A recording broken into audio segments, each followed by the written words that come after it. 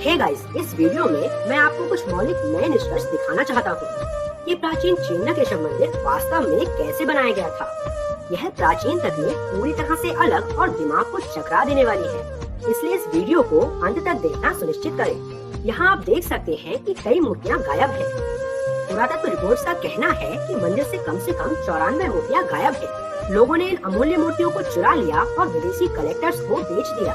लेकिन यह वह जगह है जहां हम कुछ हैरान करने वाला विवरण पा सकते हैं। यदि आप यहाँ देखते हैं तो आप देख सकते हैं कि मूर्तियों को हटा दिया गया है और आप शीर्ष पर कई छेद देख सकते हैं। लेकिन अगर आप गौर से देखेंगे तो आपको नीचे के छेद भी नजर आ सकते हैं और दाईं ओर आप ऐसी मूर्ति देख सकते हैं जिसे हटाया नहीं गया है।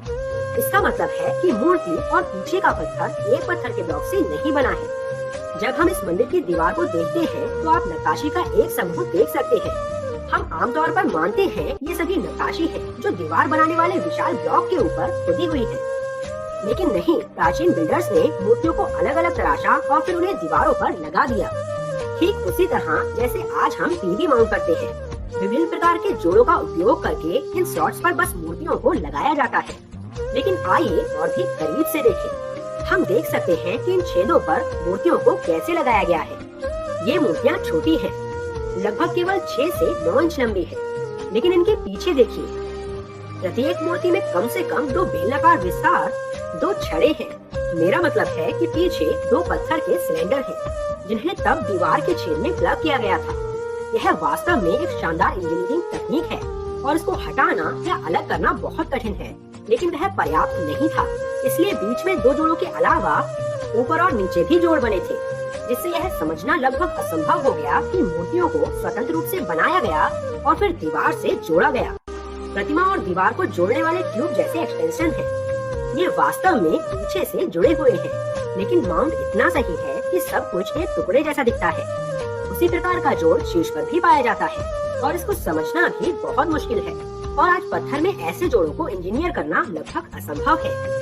लेकिन जब मैंने इसका और भी करीब से विश्लेषण किया तो यह और भी जटिल हो जाता है। आइए इस क्षेत्र पर ध्यान दें। आप छोटी मीनार जैसी नक्काशी की एक पंक्ति देख सकते हैं। आमतौर पर आपने माना होगा कि यह पूरा क्षेत्र एक पत्थर के ब्लॉक से बना है, लेकिन अब आप देख सकते हैं कि प्रत्येक टॉवर उस गोलाकार प्रतीक के साथ और 2 जानवर एक पत्थर से बने हैं और फिर पीछे की ओर से जोड़े गए हैं।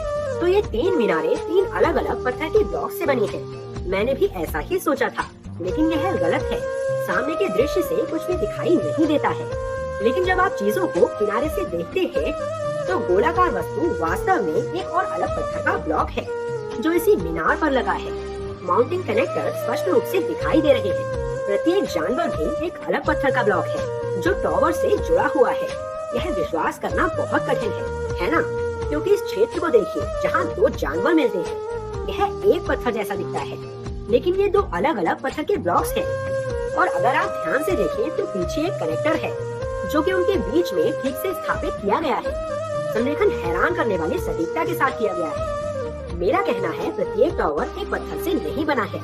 यह कम से कम 4 अलग अलग इंटरलॉकिंग पत्थर के ब्लॉक से बना है और शायद इसी तरह छोटी छोटी मूर्तियों को भी घूमते हुए खंभे से जोड़ा गया। मैंने आपको पहले ही एक अन्य वीडियो में दिखाया है कि हम नक्काशी के पीछे अपने हाथ अंदर रख सकते हैं। विशेषज्ञ यह सोचकर परेशान हो रहे हैं कि प्राचीन बिल्डरों ने इन चीजों को कैसे तराशा। यदि वे छोटी छोटी मूर्तियाँ अलग अलग बनाते और फिर उन्हें खंभों पर चढ़ाते तो यह बहुत आसान हो जाता। वास्तव में अब यह अधिक समझ में आता है कि उन्होंने इन एक्सटेंशन का उपयोग क्यों किया। वे इन छोटी मूर्तियों को स्तंभ पर माउंट करने के लिए कनेक्टर है। मुझे लगता है कि पुरातत्वविदों ने यह सोचकर एक बड़ी गलती की है कि वाह, उन्होंने इन छोटी छोटी नक्काशियों को नीचे की बड़ी खाली जगह के साथ कैसे बनाया। यह इस धारणा पर आधारित है कि पूरा स्तंभ या कम से कम इसका एक बड़ा हिस्सा एक पत्थर से बना है, जबकि वास्तविकता यह है कि यह खाली जगह बिल्कुल जरूरी है। इसलिए वे इन अलग अलग पत्थर के ब्लॉक्स को माउंट कर सकते हैं और अगर उन्हें कभी भी उन्हें तोड़ना पड़ा तो खाली जगह भी आवश्यक सहायता प्रदान करेगी। जब हम इस मध्यिका की तरह एक बड़ी मूर्ति को देखते हैं तो हमें पता चलता है कि इसे अलग से बनाया गया था और फिर जगह पर लगाया गया था। हमें नहीं लगता कि मूर्ति, दीवार, छत सभी एक ही पत्थर के ब्लॉक है ना? क्यों? क्योंकि यही वह तकनीक है जो आज मौजूद है और हम हमेशा अवचेतन रूप से किसी भी तकनीक को आज की तकनीक से जोड़ते हैं। आज अगर आप कोई पत्थर या लकड़ी की मूर्ति या एक छोटी सी मूर्ति भी खरीदते हैं तो आप सोचते हैं कि वह एक ही टुकड़ा है, क्योंकि हम आज की तकनीक के अभ्यस्त हैं। लेकिन प्राचीन बिल्डरों ने इसे और भी जटिल सूक्ष्म स्तर पर ले लिया होगा। तो जैसे हम समझते हैं कि एक बड़ी मूर्ति पूरी संरचना का केवल एक हिस्सा है, उन्होंने एक मूर्ति को भी कई अलग अलग हिस्सों में तोड़ दिया। तो मूर्तियों को भी कई छोटे पत्थर के ब्लॉक से बनाया जाता है और फिर एक साथ जोड़ दिया जाता है, और उनकी असेंबलिंग इतनी परफेक्ट है कि यह हमें कई सदियों से बेवकूफ बना रही है। उसकी सुंदरता पर ध्यान ना देकर बड़े गणित पर ध्यान दें, उस जोड़ को देखें। यह कोई नहीं जानता, क्योंकि यह बात अब तक किसी ने नहीं समझी। लेकिन इस प्राचीन तकनीक की सबसे महत्वपूर्ण जानकारी मंदिर के अंदर छिपी है। नरसिंह की इस नक्काशी में हमें विवरणों पर ध्यान देना होगा। भगवान नरसिंह आधे पुरुष आधे सिंह देवता है।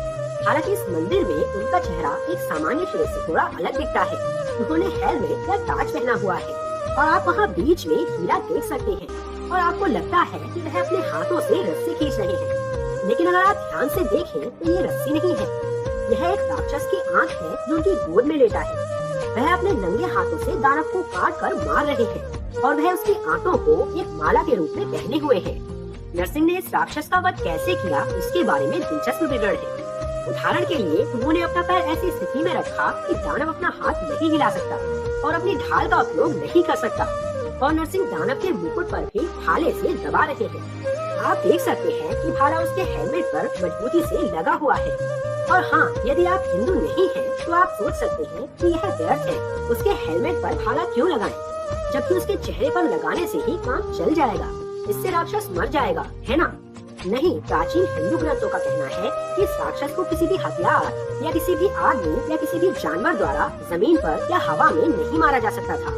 यही कारण है कि भगवान नरसिंह को इस रूप में प्रकट होना पड़ा और राक्षस को अपनी गोद में अपने पंजों से मारना पड़ा। निसंदेह उन्हें 10 हाथों के साथ एक बहुत शक्तिशाली देवता के रूप में दिखाया गया है। एक हाथ में उन्होंने एक शंख धारण किया हुआ है, दूसरे में वे एक भाला धारण किए हुए हैं, अगले हाथ में एक तलवार है और ये दोनों हाथ इस राक्षस के पेट को फाड़ रहे हैं, और यह हाथ एक चक्र पकड़े हुए है और दूसरा एक तीर पकड़े हुए है, और उसके ऊपर आप एक और हाथ एक गदा के साथ देख सकते हैं, और आखिरी 2 हाथ हाथों को पकड़ रहे हैं, और हाथों को एक प्राचीन हाथ के संकेत के बारे में गुप्त विवरण के साथ दिखाया गया है। मुझे यकीन है कि आप में से कुछ लोग यह भी दावा करेंगे कि यह इल्यूमिनाटी का प्रतीक है। अब कृपया मुझे जूम आउट करने दें ताकि मैं आपको दिखा सकूं कि नरसिंह वास्तव में कहाँ स्थित है। आपने अभी जो नक्काशी देखी वह लगभग 3 या 4 इंच चौड़ी है और यह सीलिंग ब्लॉक के केंद्र में एक सिलेंडर के अंत में है।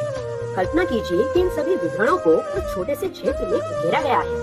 ये अपने आप में चमत्कार है, लेकिन यह वह नहीं है जिस पर हम ध्यान केंद्रित कर रहे हैं। पुरातत्वविदों ने इस नक्काशी के बारे में कुछ चौंकाने वाली पुष्टि की है। कुछ साल पहले जब उन्होंने इसे रेनोवेट करने का प्रयास किया तो उन्हें गलती से पता चला कि सिलेंडर हिल सकता है। यह एक पेच की तरह घूम रहा था। जब उन्होंने इसे और घुमाया तो वे इस सिलेंडर को एक आधुनिक बोल्ट की तरह अलग से निकाल सके। आप देखिए, इसमें एक अष्टभुज की 4 भुजाएं या 4 पहलू हैं। बाकी 4 भुजाएं दूसरी तरफ है। और हाँ, आज भी आप इसे बोल्ट की तरह खोलकर हटा सकते हैं। तब तक पुरातत्वविदों ने हमेशा यह सोचा था कि पूरी छत एक ठोस पत्थर के ब्लॉक से बनी है, लेकिन जब उन्होंने इस बीच के टुकड़े को हटाया तो उन्होंने पाया कि अंदर पत्थर के अन्य ब्लॉक भी फंसे थे, और जब उन्होंने एक एक करके उन्हें हटाना शुरू किया तो वे पूरी छत को पूरी तरह से खोलने में सक्षम थे। अंदाजा लगाइए कि अकेले इस क्षेत्र को कितने टुकड़े बनाते हैं? 48 टुकड़े। हाँ, 48 छोटे पत्थरों के ब्लॉक्स विभिन्न आकृतियों और आकारों में। कोई मोटार नहीं, कोई सीमेंट नहीं। विभिन्न आकारों और रूप के सिर्फ पत्थर के ब्लॉक्स विभिन्न प्रकार के जोड़ों का उपयोग करके आपस में जुड़े हुए हैं। यदि आप मशीनों के साथ काम करते हैं तो आप जानते हैं कि सिर्फ 2 या 3 टुकड़ों को एक साथ इंटरलॉक करना कितना जटिल है। कल्पना कीजिए कि ऐसे 48 पत्थर के टुकड़े छत पर गुरुत्वाकर्षण के खिलाफ एक जगह में बंद कर दिए गए हैं, और फिर सब कुछ लॉक करने के लिए एक मास्टर बोल्ट, और यह सब 900 से अधिक साल पहले किया गया था। और जब आप इस मंदिर में बड़े पैमाने पर मूर्तियों और स्तंभों को देखते हैं तो आप सोच सकते हैं, आह, यह सब कुछ बहुत सरल है। अब मुझे समझ में आया कि प्राचीन निर्माता चिन्नकेशव मंदिर को इतनी अच्छी तरह से कैसे बना सकते थे, लेकिन यह वास्तव में निर्माण की जटिलता को बढ़ाता है। अब इससे मेरा क्या मतलब है? मान लीजिए काल्पनिक रूप से आपने शुरू में सोचा था कि यह मंदिर 10,000 पत्थर के ब्लॉक से बना है, लेकिन अब हम जानते हैं कि इनमें से प्रत्येक ब्लॉक कम से कम 10 छोटे पत्थर के ब्लॉक से बना है। इसका मतलब है कि कम से कम 1 लाख पत्थर के ब्लॉक्स का इस्तेमाल किया गया था। आइए एक कार लें, उदाहरण के लिए एक टेस्ला मॉडल 3। इसमें भी संयोग से 10,000 अद्वितीय भाग हैं। अब अगर कल एलॉन मस्क ने एक और टेस्ला मॉडल की घोषणा की जिसमें 1 लाख हिस्से होंगे, तो दुनिया पागल हो जाएगी, क्योंकि उसने उस कार की निर्माण की जटिलता को 10 गुना बढ़ा दिया।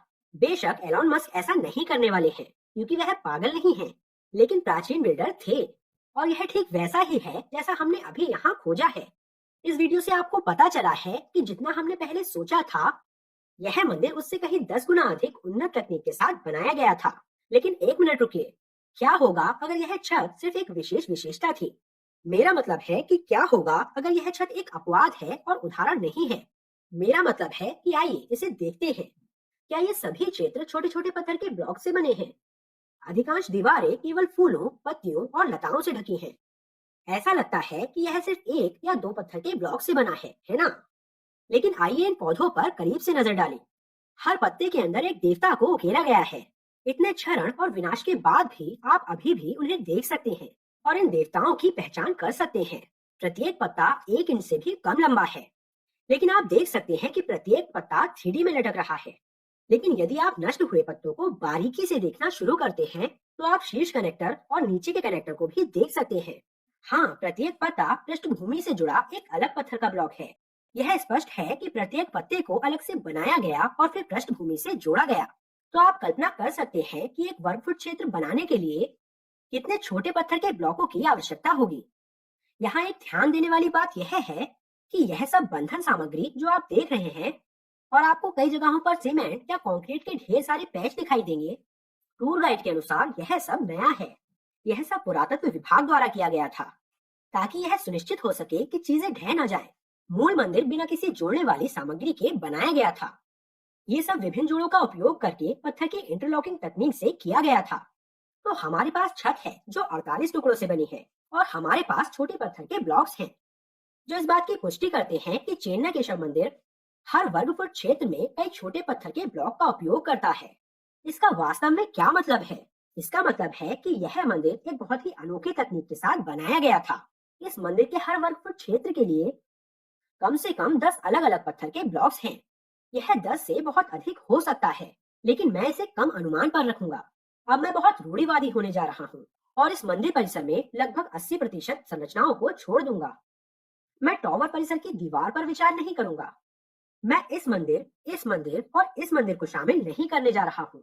मैं केवल इस मुख्य मंदिर या मुख्य संरचना को लेने जा रहा हूँ। विकिपीडिया के अनुसार अकेले इस मुख्य संरचना का क्षेत्रफल 178 बाय 156 फीट है। अगर आप इस मंदिर को देखें तो आप देख सकते हैं कि लगभग पूरी ऊंचाई विभिन्न नक्काशियों से भरी हुई है, और यह आसानी से 20 फीट लंबा होगा। और याद रखें कि यह एक ठोस खंड नहीं है। आपके पास आंतरिक दीवारें, बाहरी दीवारें और कई कक्ष हैं, और सब कुछ कई गुना है, और यह सतह क्षेत्र को बढ़ा रहा है।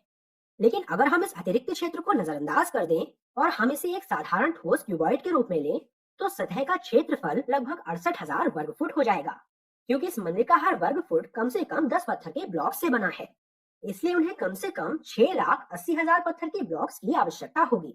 आज कल्पना कीजिए कि कुछ बनाने के लिए 6,80,000 लेगो ब्लॉक्स को असेंबल करना पड़े, तो यह असंभव होगा।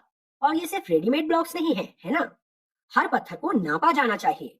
अन्य ब्लॉकों के साथ इंटरलॉकिंग के लिए सही आकार में काटना पड़ेगा। नक्काशी में उत्कृष्ट विवरण बनाने के लिए समय का उल्लेख तो किया ही नहीं है।